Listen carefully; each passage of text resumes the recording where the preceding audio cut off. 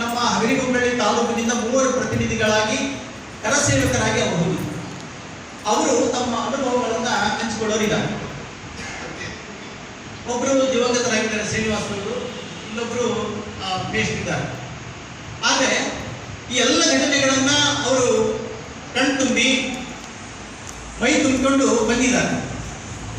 ಅಷ್ಟೇ ಅಲ್ಲ, ಈ ಸಂದರ್ಭದಲ್ಲಿ ನಮ್ಮ ದೇಶದಲ್ಲಿ ಇರ್ತಕ್ಕಂಥ ಎಲ್ಲ ಹಿಂದೂಗಳ ಮನೆಗೆ ನಾವೆಲ್ಲ ಮತ್ತೊಮ್ಮೆ ಹೋಗುವಂತ ಅವಕಾಶ ನಮಗೆ ಲಭ್ಯ ಆಗಿದೆ. ಇದರಲ್ಲಿ ನಾವು ಇದೇ ರೀತಿಯಲ್ಲಿ ಈಶಾನೀಶ್ವರವರೆಗೂ ಕೂಡ ರಾಮ ಮಂದಿರಕ್ಕೆ ಯಾರೂ ಕೂಡ ಇಲ್ಲ ಅಂತ ನಾವು ನೋಡ್ತಾ ಇದ್ದೀವಿ.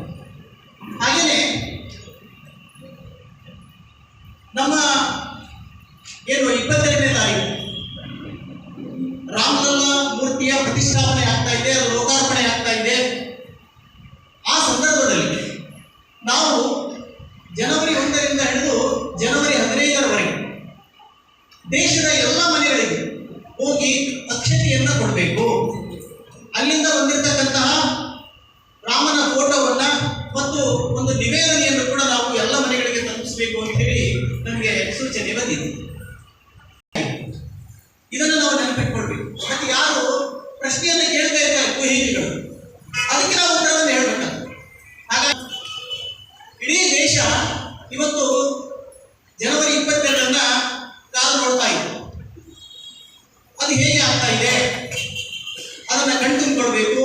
ವಿದೇಶದ ಅನೇಕ ಮಾಧ್ಯಮಗಳ ಪ್ರತಿನಿಧಿಗಳು ಕೂಡ ಈಗಾಗಲೇ ಅಯೋಧ್ಯೆಗೆ ಬರ್ತಾ ಇದ್ದಾರೆ. ಅಷ್ಟೇ ಅಲ್ಲ, ಪ್ರಪಂಚದ ಬೇರೆ ಬೇರೆ ಜನಗಳು ಕೂಡ ಅಲ್ಲಿಗೆ ಬರ್ತಾ ಇರ್ತಕ್ಕಂಥದ್ದನ್ನು ಕೂಡ ನಾವು ನೋಡ್ತಾ ಇದ್ದೀವಿ. ಈ ಸಂದರ್ಭದಲ್ಲಿ ಹಗರಿಬೊಮ್ಮನಹಳ್ಳಿ ತಾಲೂಕಿನಲ್ಲಿ ಅಷ್ಟೇ ಅಲ್ಲ, ಇಡೀ ದೇಶದಲ್ಲಿ ಜನವರಿ 7ನೇ ತಾರೀಕು ಮಹಾಸಂಪರ್ಕ ಅಭಿಯಾನ ನಡೀತಾ ಇದೆ.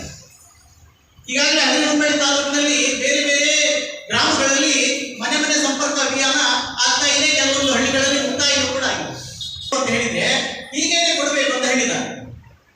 ತೋರು ಬೆರಳು ಮತ್ತೆ ಉಂಗುರ ಬೆರಳು ಮತ್ತೆ ನಮ್ಮ ಹೆಬ್ಬೆರಳು ಇದನ್ನ ಸೇರಿಕೊಂಡು ಅದನ್ನು ಅಪಾರ ಮುದ್ರ ಅಂತ ಹೇಳ್ತಾರೆ. ಹೀಗೇನೆ ಕೊಡಬೇಕು ಅಂತ ಹೇಳಿದರೆ ಮನೆಯ ಒಳಗಡೆ ಹೋಗಿ ನಾವು ಅವರನ್ನ ಮಾತನಾಡಿಸಿ ಮಂತ್ರಾಕ್ಷತೆಯನ್ನ ಮತ್ತು ಫೋಟೋವನ್ನ ಮತ್ತು ಮಾಹಿತಿ ಪತ್ರಕ ನಮ್ಮಲ್ಲಿ ಕೊರತೆ ಇದೆ. ನಮ್ಮ ತಾಲೂಕಿನ ಮನೆ ಮತ್ತು ಮನಸ್ಸನ್ನ ಮುಟ್ಟಿಕೊಳ್ಳೋದು ಅಷ್ಟು ಸುಲಭ ಅಲ್ಲ. ಮತ್ತೆ ಆರಂಭದಲ್ಲಿ ಇರುವಂತಹ ಉತ್ಸಾಹ ಏನಿರ್ತದಲ್ಲ, 10 ಮನೆಗೆ ಹೋದಾಗ ಉತ್ಸಾಹ ನಮನಗಳನ್ನು ಸಲ್ಲಿಸುವುದರ ಮೂಲಕವಾಗಿ ಸ್ವಾಗತವನ್ನ ಕೊಡ್ತಾ ಇದ್ದೀವಿ.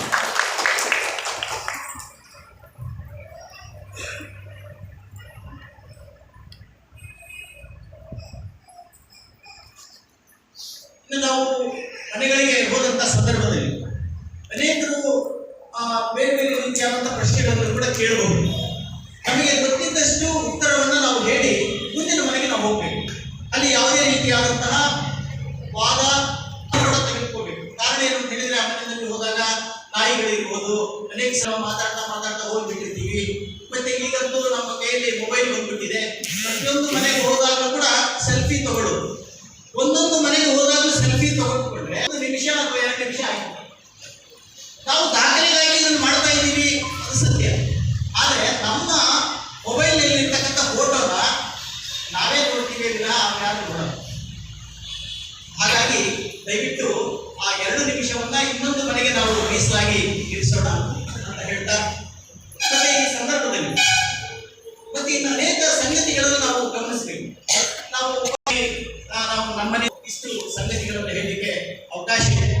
ಮತ್ತೆ ಪ್ರತಿಯೊಂದು ನಮ್ಮ ಹಳೆ ಊರಿನಲ್ಲಿರ್ತಕ್ಕಂಥ 5 ವಾರ್ಡ್ಗಳು ಈಗಾಗಲೇ 7ನೇ ವಾರ್ಡನ್ನ ಒಂದು ಹೊರತುಪಡಿಸಿ 3, 4, 5 ಈ ವಾರ್ಡ್ಗಳ ಕೆಲಸ ಮತ್ತು 6ನೇ ವಾರ್ಡಿನ ಕೆಲಸ 70% ಅಷ್ಟು ಮುಗಿದು ಹೋಗಿದೆ. ಹಳೆ ಊರಿನಲ್ಲಿರ್ತಕ್ಕಂಥ ವಾರ್ಡ್ಗಳ ಕೆಲಸ ಮುಗಿದು ಹೋಗಿದೆ. ಇನ್ನು ಉಳಿದಂತ ಭಾಗ ಏನಿದೆ ಅದು ನಾಳೆ ಭಾನುವಾರ ದಿನ 7ನೇ ವಾರ್ಡ್ ಸೇರಿದಂತೆ ಉಳಿದಂತ ವಾರ್ಡ್ಗಳು ಏನು ಅಪೂರ್ಣ ಆಗಿದ್ದಾವೆ ಆ ವಾರ್ಡ್ಗಳನ್ನು ನಾವು ಪೂರ್ಣ ಮಾಡಬೇಕಾಗಿದೆ. ಮತ್ತೆ ಇನ್ನು ನಮ್ಮ ಹಗರಿಬೊಮ್ಮನಹಳ್ಳಿ ನಗರದಲ್ಲಿ ಇರ್ತಕ್ಕಂತಹ ಪುರಸಭೆ ಕೌನ್ಸಿಲರ್ಸ್ ಅಂತ ನಾವೇನು ಕರೀತಾ ಇದ್ದೀವಿ, ಅವರನ್ನು ಕೂಡ ಈ ಸಭೆಗೆ ಆಹ್ವಾನವನ್ನು ನಾವು ಮಾಡಿದ್ದೀವಿ. ನಮಗೆ ಇನ್ಯಾವುದು ಸಿಗ್ತದೆ ಅವಕಾಶ? ರಾಮ ಮಂದಿರದ ಪ್ರಾಣ ಪ್ರತಿಷ್ಠಾಪನೆಯ ವಿಷಯವನ್ನ ಕುರಿತಾಗಿ ಮಂತ್ರಾಕ್ಷತೆಯನ್ನ ಮತ್ತು ಫೋಟೋವನ್ನ ತಲುಪಿಸ್ತಕ್ಕಂಥ ಒಂದು ಅವಕಾಶ ಜೀವನದಲ್ಲಿ ನಮಗೆ ಬಂದಿದೆ. ಇನ್ಯಾರಿಗೆ ಬರ್ತದೋ ಗೊತ್ತಿಲ್ಲ. ಆದರೆ ನಮಗೆ ಬಂದಿರುವಂತಹ ಒಂದು ಅತ್ಯುತ್ತಮ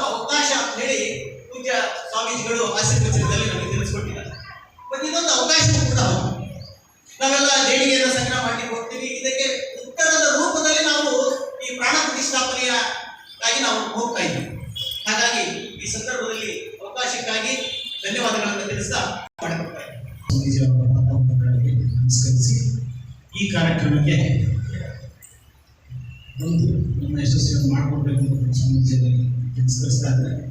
ಈ ಕಾರ್ಯಕ್ರಮದ ಪ್ರೇರಣಾ ನೀಡುವ ಬಗ್ಗೆ ಸ್ವಾಮೀಜಿಯವರು 4 ಹಿತವಚನಗಳನ್ನು ನಿಮ್ಮಲ್ಲಿ ಹೇಳಬೇಕು ಅಂತ ಕೇಳ್ತಾರೆ.